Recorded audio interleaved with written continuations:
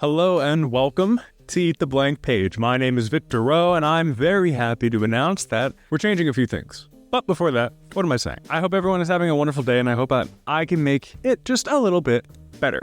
If you're new to the show, this is your cure for writer's block. This is also just a nice little corner for writers, storytellers, fans of books, movies, etc. to go kind of just nerd out a little bit. I definitely do the majority of that since this is a solo podcast. I want to talk about some things today. Hunger Games, my personal book, updates to the podcast in general. We could probably start there. And today's page eater prompt. Now, I want to start with the updates, especially this podcast, because it's the first one we're implementing a lot of new things. We are, I am, unfortunately changing the podcast format to a once-a-week podcast. I'm doing this because it's happened too many times where my recording days get interrupted, get overrun with other things, personal responsibilities, the like. So I want to be able to give you guys reliable content. I don't want to lie to you guys. I don't want to be Markiplier and be like, oh yeah, I'll do this on this schedule, and then I don't. I want you guys to have me when you expect me to be there.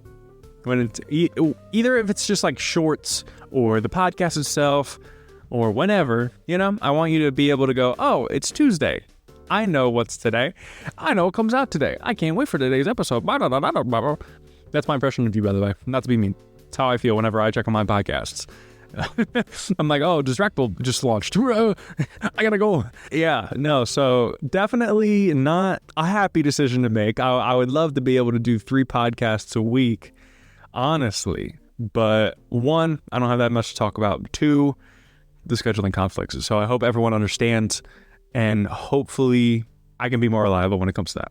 Second update, if you're watching on YouTube, you won't notice it if you're listening on Spotify, but if you're watching on YouTube, I changed how I film it. So now you guys are a little bit higher. I'm still kind of just looking out into nothing right now. I don't have like a tripod or anything yet. I'm getting more equipment for the podcast so I can give you guys better quality viewing experience, if you want to call it that.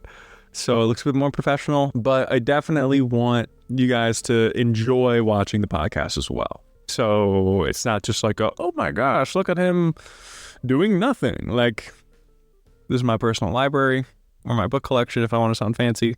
I got my tapestry in the background. I hope you guys enjoy the newer vibe. You can kind of see everything going on a little bit more, understand it's a podcast, that whole jazz. But you guys really probably don't care about that. What you guys care about is when are the episodes going to be coming out now. It's going to be every Tuesday. Every Tuesday, the new episode is going to drop because all of my recordings are done on the weekend prior, except for today. Be releasing everything on Tuesday. The frequency of clips being uploaded are yet to be determined. If you want to go check it out, I've probably already made a video detailing the release schedule. It's probably going to be pinned to the top of my page on TikTok. So go follow me on there. If you enjoy the podcast, Eat the Blank Page on TikTok. You can find it in my link tree again. So yeah, that's the plan for right now. But if things change, things change. Remember, this is coming out 1/23/24, January 23rd, 2024.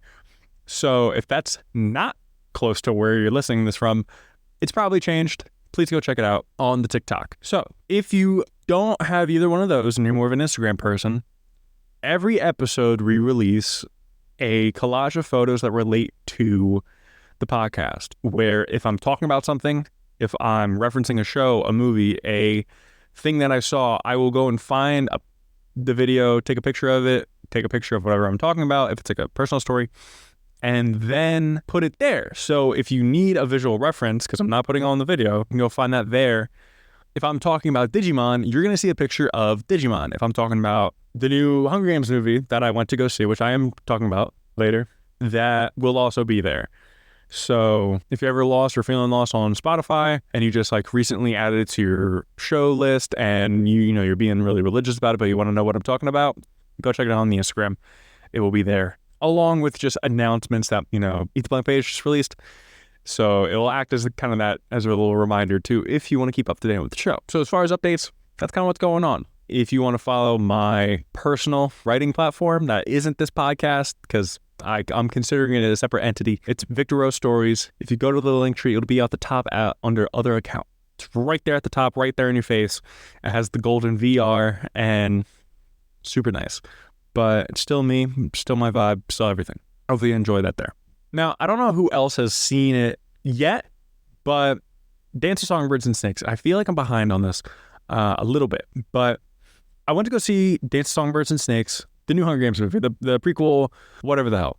I went to go see it with zero expectation, with like, this is gonna suck. This is gonna be trash. Because when I went to go see the other Hunger Games movies, I remember them being bad. I remember not liking them. And that's when I was younger. That's when I wasn't really into writing yet. That's when I wasn't really into storytelling. But I remember watching them and going, this is the most boring BS I've ever seen in my life. I do not like Katniss. Do not like Peeta. I don't like how he cake painted himself into a tree. I didn't like the second one because I'm like, well, this is stupid now because it's like everyone's trained. I didn't appreciate it at all. So I've gone back and I've watched them, and I've watched most recently the new one, A Dance of Songbirds and Snakes. It follows Snow. It follows how he became to be in the position where he is, his whole story with the Hunger Games, how much he influenced it. Super, super cool stuff. I want to talk about prequels, right? So one of the strongest parts of the entire movie for me was probably the most subtle, if you're not looking for it. I don't know how in the face they wanted it to be, but it is something that I picked up on immediately. And whenever I would lean over to who I was watching with, they would be like, yeah, super cool.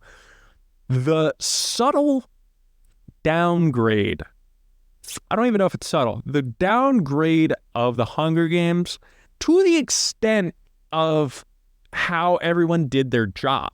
So you learn through context clues and just kind of being shown that the Hunger Games were very different than what we see at the 74th and 75th.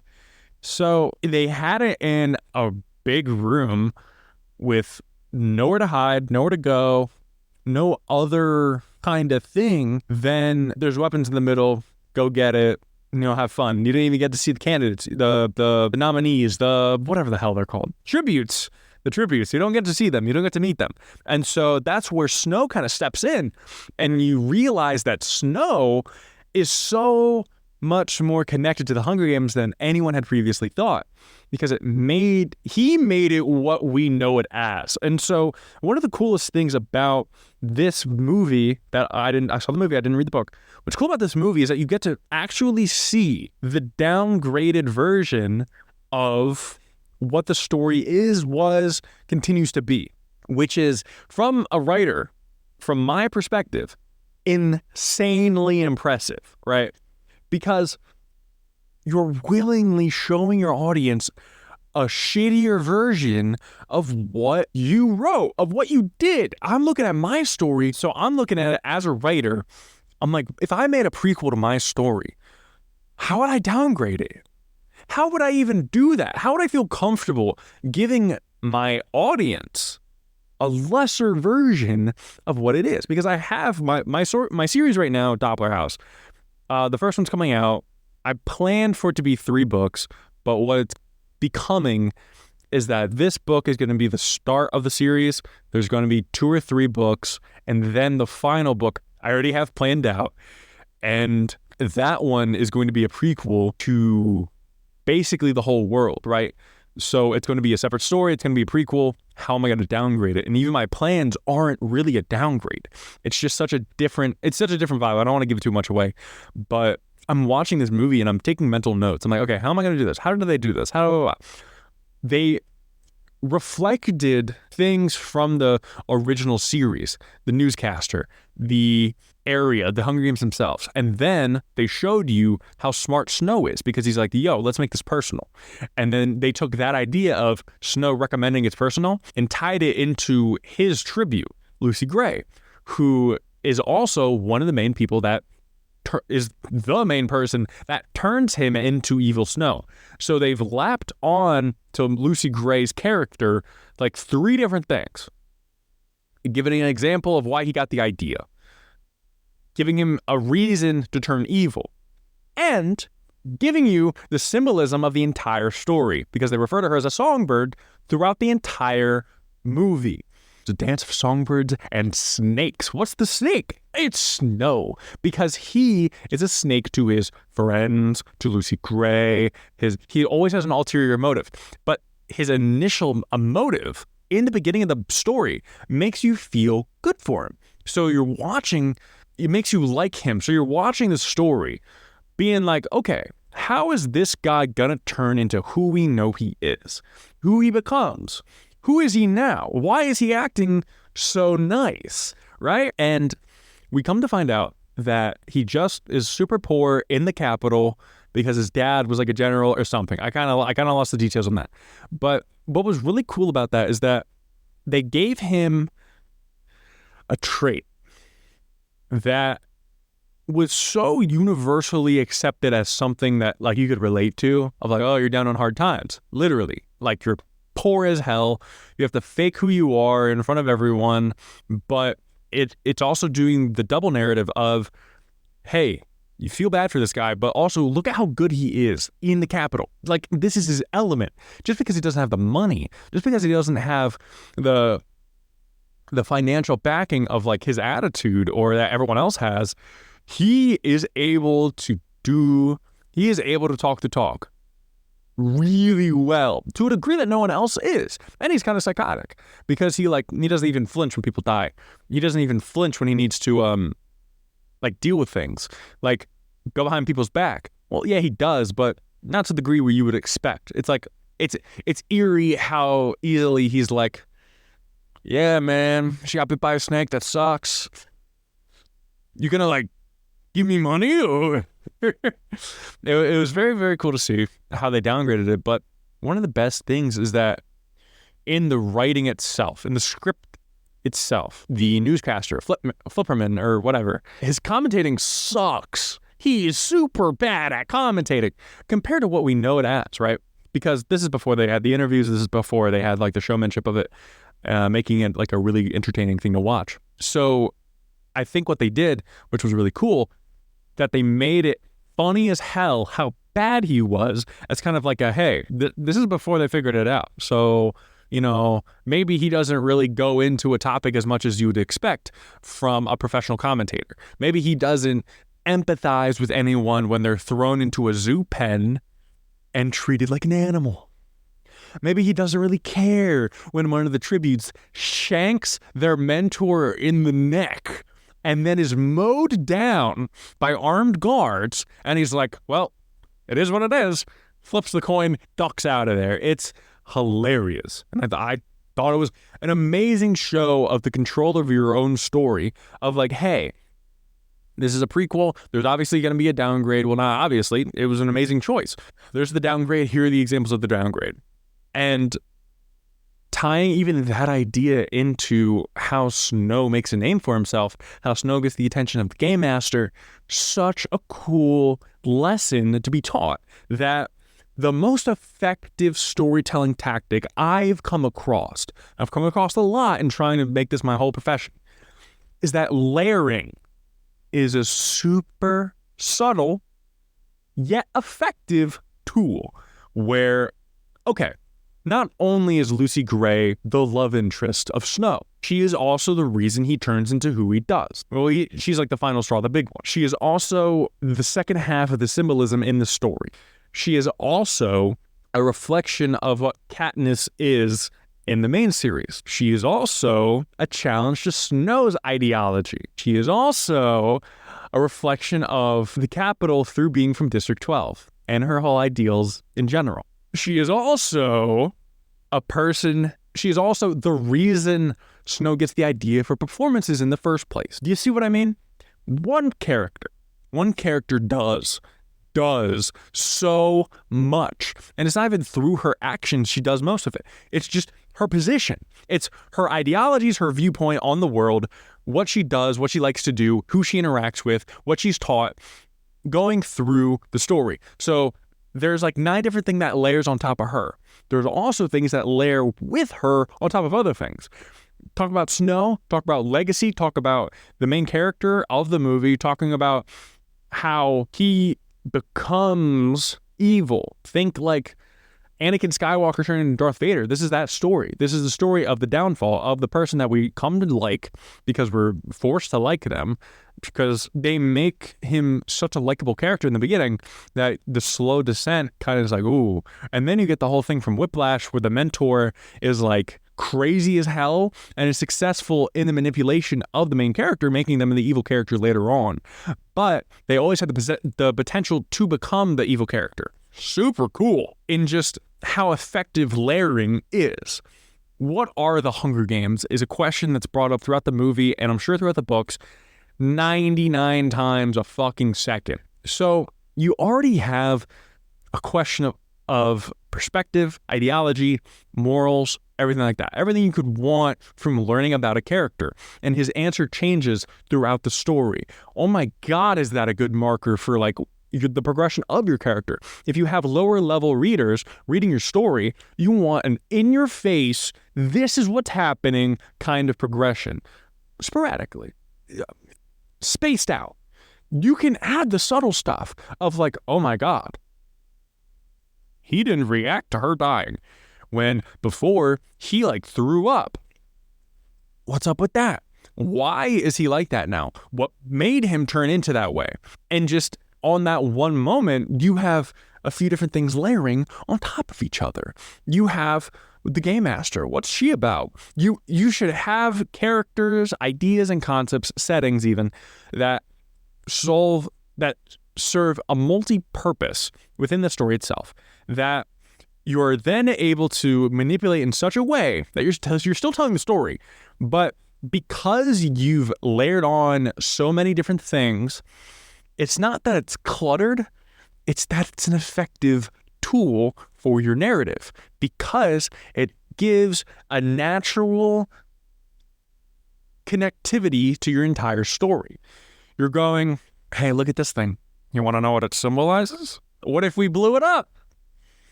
And now the blowing up of the thing that symbolizes this other thing is going to affect something over here that changes the idea of this person over here that then goes over here and does this thing. And it's just like such a good thing because it's like it takes thought. It takes the idea to layer everything to begin with and then structure your entire story around it.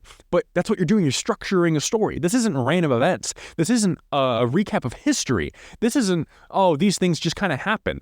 This is a story. This is a narrative. And the narrative is supposed to be interesting. It's supposed to tell lessons, give symbolism. It's not history. It's not an organic fucking recall of a day. This is a story that you can do things with, change, plan out. It's not random events.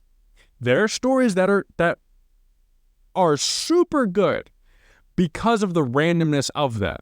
I think of Game of Thrones specifically for having characters die randomly. That was one of George R.R. Martin's things, was that in a war, people die unexpectedly. But this is not that. This is a story. This is a story in the most organic sense you could think of.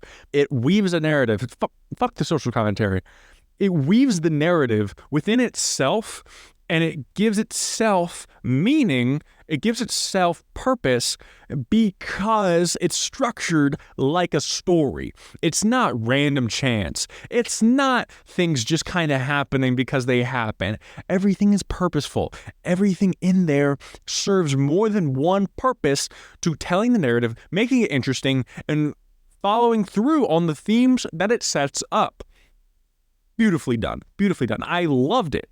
And maybe it's just because I watched it one time and I always just love things whenever I watch them first time. But it's so prevalent in my favorite stories. It's not my favorite story. The song Dance Song versus Takes is not my favorite story. It was just way better than what I thought it was going to be. It's like one of my favorite movies, The Whale with Brendan Fraser. His nurse is his only friend, his only real friend. Talks to him in a way you wouldn't expect someone to talk to him. And then you realize that they're best friends. But then you also realize that there's more going on in the background because the person he left his wife for, the guy he fell in love with, was her brother. Easy. She has so much more feeling connected to Charlie. Charlie is the main character in The Whale. than you could have experienced. Please go watch the movie. Because the brother, spoiler alert for The Whale, kills himself, and she's taking care of Charlie, who is the man that they fell in love with, and she acts as like a guard dog to the rest of the family. But the rest of the family is also connected to that event. So she's serving a multi-purpose role where she is an emotional beat, but she's also the only friend to Charlie. But there's some baggage there that makes her friendship to Charlie weigh so much more, because there's things that have happened in the past that the viewer was not aware of before she brings it up that makes everything that has happened feel that much more, because now you understand that there's something there that most people would not be able to look past. Most people would not take care of the person that their family member loved or whatever after they killed themselves. It was such an awesome beat, but that happens in that story multiple times. The whole idea of the whale refers to an essay that Charlie reads throughout the story to calm himself down whenever he starts to have a heart attack. It ties into how he just loves literature and the truth and honesty in writing, how he's a teacher, how he's an online teacher. It ties into that too. The whole idea of truth and being truthful with people is also a main thing in there, because he hides himself. He turns off his camera whenever he works online because he's ashamed of who he is. Boom, boom, boom. That's like 9 different things just there. But I'm not done yet, because the essay of The Whale was written by his daughter, which his entire goal is to reconnect with his daughter, because she hates him because of what happened with the family, because he cheated on the mom, they got divorced. But Charlie's also been saving up so much money to give to the kid in the event that he dies. So he doesn't need to work. Why does he? Because he loves the storytelling, he loves the writing, he loves truth, he loves all that stuff.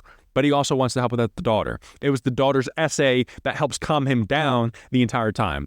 When she's like using him to get a better grade on an essay, he just sends her the essay that she wrote so long ago. You know what I mean? There's only like 4 things I mentioned: the daughter, Charlie, the essay, and truth. And just with those 4 things, I was able to explain to you the story that uses those 4 things to just boom, boom, boom, layer on top of each other in an effective storytelling method. It doesn't give you everything right at once. That's not interesting. I don't want to know everything at once. I want to see things happening and then slowly be fed pieces of information that change my perspective on people, on things, on events that happen in previous scenes, and gives new context to interaction. That's interesting. That's fun.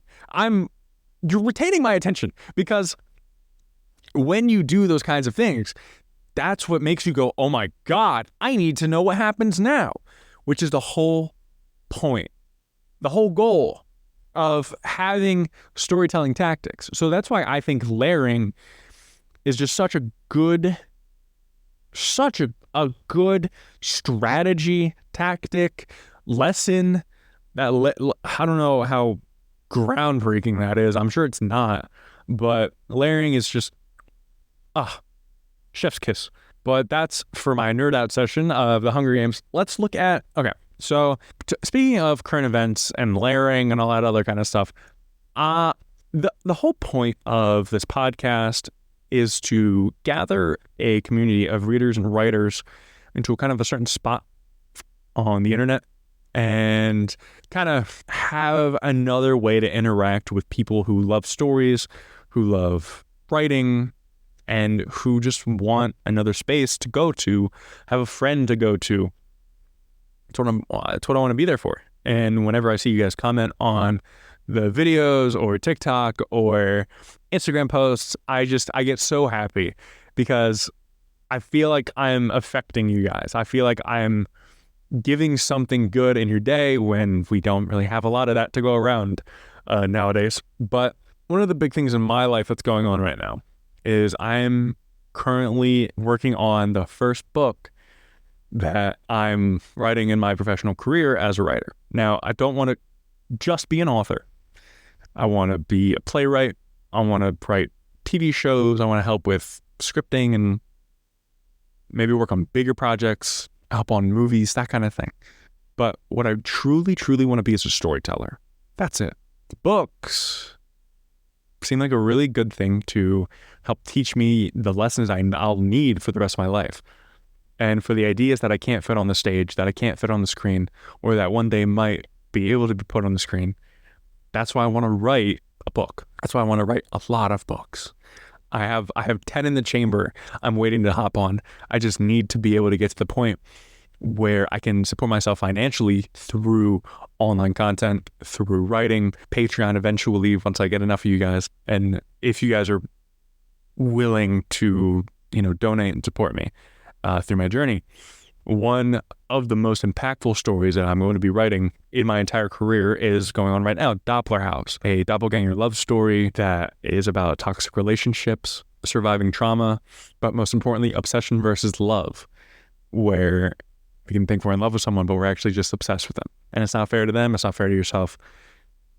But there's also doppelgangers, and it's all monsters, and it's a horror romance. So if that sounds unique to you, please go check out my personal channel, Victor O Stories. Link is in the description. And currently, that's my main goal, is to, on my personal accounts, build up its own community, its own hype, its own band of people who will pre-order, who will be my first readers, who will come out to events that I hold, come to the Discord that I want to create eventually. And it might sound all very superficial of like, oh, I need followers, blah, blah, blah. But I really just want to get my stories out to you guys. And I know that there's a business in that where I can make money to support myself, making stories, getting those books out to you guys, getting my stories out to you guys, and hopefully they're good enough for you guys to actually like. But whenever I talk about these things and I talk about you guys as just numbers, that's purely just to get the books in your guys' hands so I can make more of them, so I can make better books, so I can spend more time getting you guys the things that I want to get to you. And I understand that you guys are real people. Like, I can't tell you how much it hurt when Spotify Rap dropped and I commented that I was in like the top 1% of Sticky Dragon listeners. I was in the top 1% of Bleep Face listeners, Distractable, all that stuff. And I didn't get any recognition, but it's like, they don't owe me anything because I watched their show that they make. Like, I'm a no one to them. I don't want that to be the case with you guys. I want to be able to interact with you guys. I want to be able to see your reactions to the things I make, to the stories I tell, to the books I release. So it's kind of the first steps towards that reality, that world that I want to live in. This week, I'm off from work for the entire week. And because of that, I'm taking it upon myself to put in 10 hours a day of writing, along with the online stuff and the making the videos and the clips and all that jazz. 10 hours of writing, documenting the process, documenting my process, how I go about things, how I do things as a new author who doesn't have any books out, who's never done this before. I'm working on my final draft before I start getting it out to publishers, trying to make a book deal, all that kind of stuff. So if that's interesting to you, I'm releasing shorts over on the TikTok of my day-to-day. And then at the end of the week, I'm compiling all of them, kind of setting them into more of a long video format over on the YouTube Victor O Stories. So hopefully that seems interesting to you guys, because I'm very excited about it. It'll be a lot of work, and I'm not going to get done within the week, but my plan is to put 70 hours into it. Hopefully that's something that you guys would like to see. If it is, go check it out. Like I said 90 times already. Link is in the description for the Victor O Stories channel, but you can find that through the link tree. And as the weeks progress, I'm going to be discussing Doppler House more and more. I don't want this to become the Doppler House podcast. Point blank, period. It's not what I want this to be. This is a place for me to promote my own work, so I will be talking about it, but it's not all I'm going to be talking about. If I talk about it, I'm talking about a tactic that I used, a way I built my character, how to plan out being a writer, starting your journey as someone who works a 9-to-5, as someone who doesn't know what tomorrow holds for them as far as where they live, what they get to do, who they see, balancing work, relationship times, balancing seeing family when you're a writer, and just taking care of yourself as a writer. I suffer from a lot of different things, most notably depression and kind of pretty heavy mood swings. I should probably go to a therapist. But I want the communication of my own personal work to be given to you guys so you guys know that, hey, if you like listening to me talk about other people's stories, maybe you want to go see me talk about my own. Maybe, if you guys want. So for, it's been a lot of, as for the channel, the YouTube channel, I'm going to be making it strictly long form content. So no more shorts on YouTube. I'm keeping the ones that are there. But all of the shorts, the clips, all that jazz will be funneled through the TikTok. The announcements for the podcast will be on the Instagram. And any long form videos that I make here that discuss Eat the Blank Page will just be the blank page. So we'll be on the YouTube. Yeah, I don't want to make too many promises for how many clips I'm going to be able to get out every week, because I do want them to be good clips. I'm still kind of new to this whole podcast thing, but bare minimum 3 a week. Yeah, bare minimum 3 a week. So if you want more content, go check out Victor Row Stories, because I post there every day on just random stuff, vibe finders, updates to the channel, updates to the book, all that stuff. So if you're really interested about that, go there, check it out. People seem to like it. That is all the time I have for today. Hopefully you guys had a good time. Hopefully everyone's excited for Doppler House. I'm talking about it more now, and I'm actually working on it more now because I have more of a handle on this online content stuff than I did when I started. So I hope everyone has a wonderful, wonderful day. Thank you for joining me on this episode of Eat the Blank Page. My name is Victor Rowe. Goodbye. I talked way too much about Hunger Games.